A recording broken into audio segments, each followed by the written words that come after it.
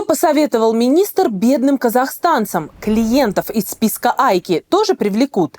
Кого Замакима послал на 3 буквы? И почему блогер-миллионник платил дочери копейки?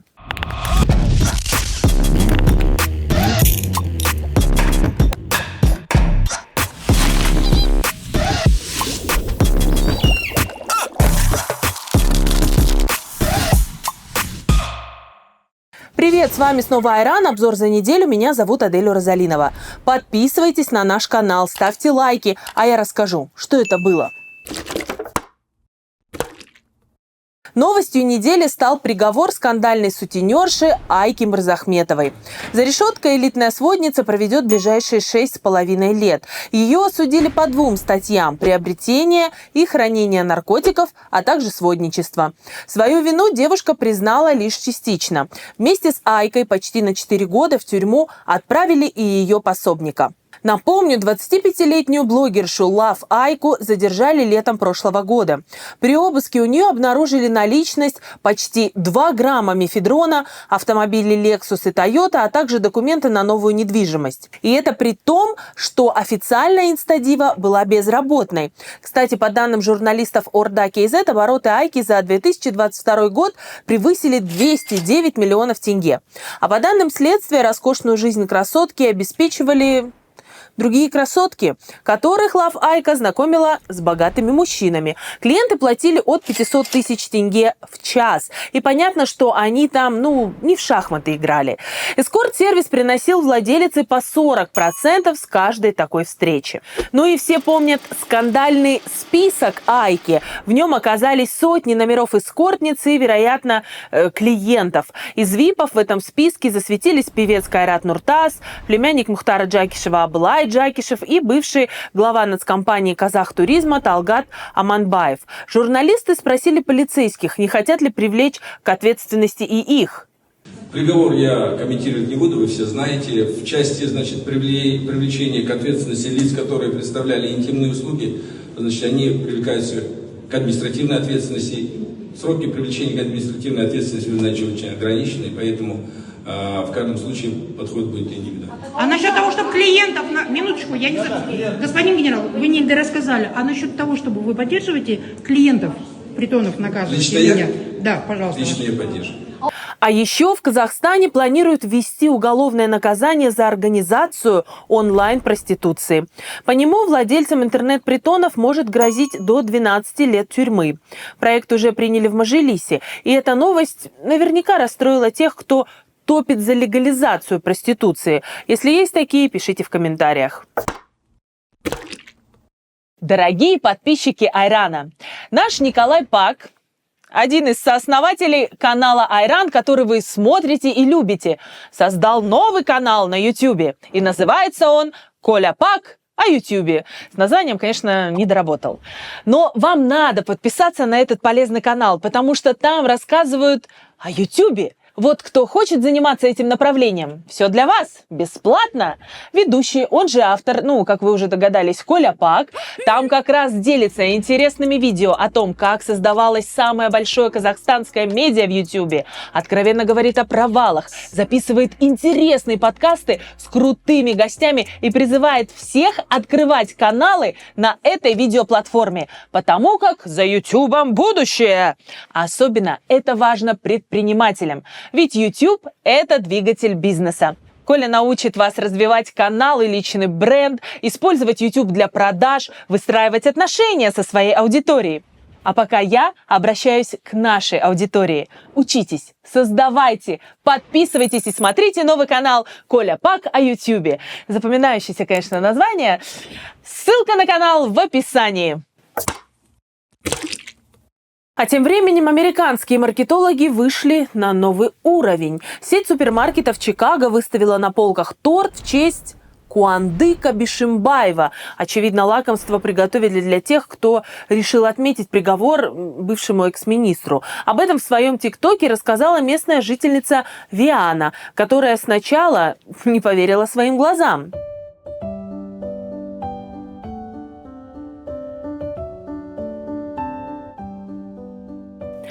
Кстати, девушка купила не только торт, но и свечи к нему. Правда, каким казахстанское правосудие оказалось на вкус, Виана не уточнила. Интересно, а Бишимбаев будет претендовать на дивиденды с продаж именных тортов?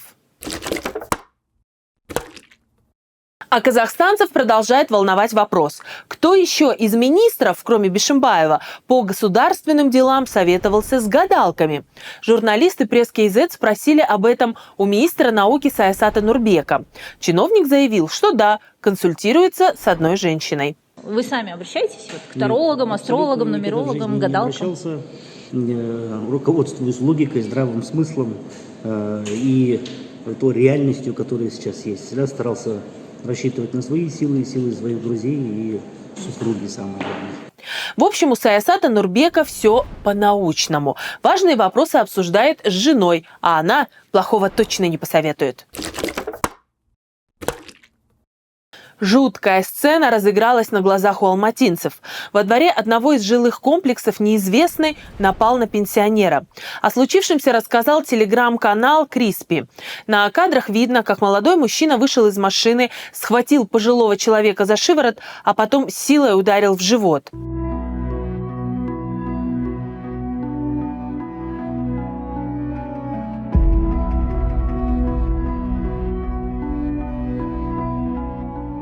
К счастью, за пострадавшего вступились прохожие. В полиции сообщили, что агрессора уже задержали. Интересно, что об этом случае думают защитники домашних тиранов. Пенсионер тоже мог спровоцировать молодого и сильного? Или, например, у него слишком длинный язык? А вот в другом случае жертвой издевательств стал медведь. В Казнете разгорелся скандал после циркового выступления артистов из России. Дрессировщики Василий Пархун и Долорес Запашная решили удивить алматинцев и не придумали ничего лучше, как привязать косолапого за шею к якорю и отправить летать над сценой.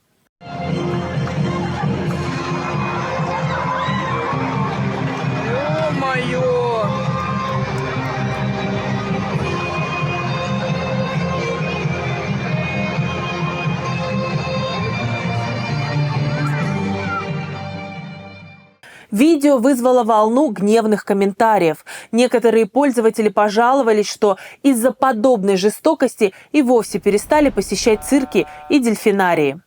К слову, цирковые животные могут годами исполнять на сцене одни и те же трюки. Вот, например, печальные кадры из прошлогоднего выступления все тех же артистов, но уже в Астане.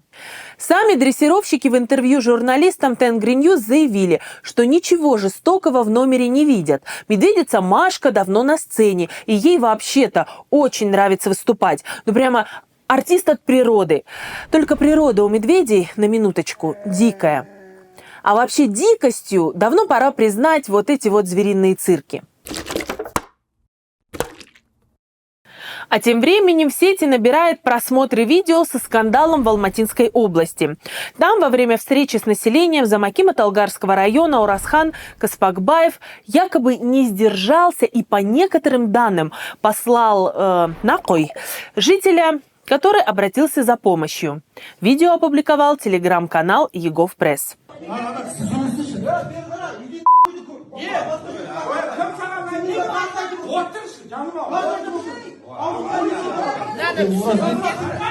В этом шуме, конечно, мало что можно разобрать. Но в акимате уверяют, что все тщательно прослушали и никаких матов от чиновника не было. По мнению местных властей, замакима просто решили дискредитировать. Скажите, а проблему того жителя в итоге решили-то? А тут еще один чиновник попал под критику после своего ценного совета. Министр торговли Арман Шакалиев считает, что казахстанцы много тратят на еду не от того, что цены высокие, а потому что мало зарабатывают. Ну, вот у них такая министерская логика. Когда казахстанцы перестанут тратить более половины своих доходов на продукты? Здесь вопрос надо так ответить. Значит, есть такое хорошее выражение. Не бойтесь больших расходов, бойтесь маленьких доходов. Нужно зарабатывать нам больше, производить больше. Есть разные корзины, есть разные подсчеты, поэтому коллеги, здесь вопрос именно в том, что надо увеличивать доходную часть, надо увеличить производство. Над чем этим всем занимается активно и правительство. А может быть, министр поделится еще и секретом большого заработка? Ну, мне кажется, дворникам и больничным санитаркам было бы интересно узнать, как при их зарплатах ни в чем себе не отказывать. А жительница Сатпаева Айдана Сапарбекова выиграла суд против блогера-миллионера. Бывшая возлюбленная инфлюенсера Дархана Жолшибекова сейчас в одиночку растит их внебрачную дочь Аишу. В прошлом году Сапарбекова обвинила экс-бойфренда в том, что он принес в суд справку, где значительно занизил свои доходы, чтобы платить меньше алиментов. И вместо положенных сумм отправлял дочери всего по 20 тысяч тенге в месяц.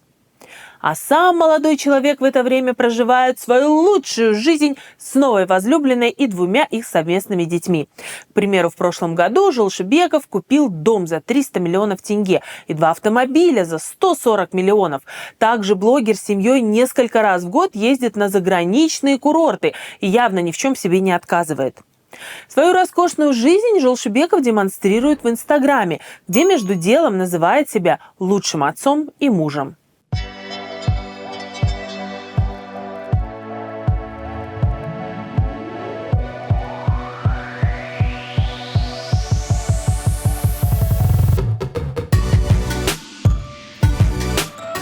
А в это время малышке, которой мужчина отправлял по 20 тысяч в месяц, диагностировали эхололию. Девочка плохо слышит и нуждается в лечении. Теперь по решению суда блогер должен выплачивать внебрачной дочери чуть больше 100 тысяч. В общем, обобрали папку миллионера до нитки. В Астане 5-летний малыш едва не упал с балкона 4-го этажа, но ему на помощь пришел другой ребенок – 7-классник Акан Акимжанов. Школьник играл во дворе, когда увидел свисающего с балкона мальчика. Подросток тут же побежал в подъезд и спас маленького соседа.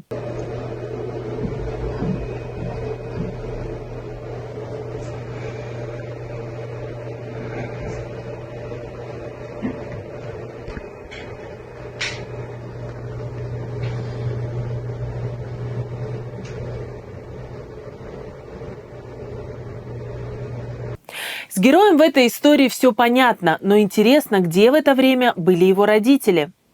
После спасения 7-классник еще какое-то время провел с малышом, пока не убедился, что тот не пострадал. Ну а когда кадры отважного поступка разлетелись по Казнету, с юным героем встретился даже столичный аким Женис Касымбек. Он поблагодарил смельчака, вручил ему планшет, 1 000 000 тенге, а еще пообещал помочь поступить школьнику в вуз.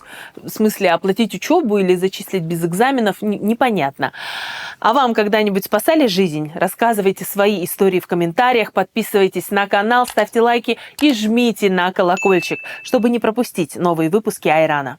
Напоминаю, что вы можете поддержать нашу редакцию с помощью Каспи QR на экране или по ссылкам на Patreon и Каспи в описании к видео. Благодарим тех, кто уже это делает. Это важно.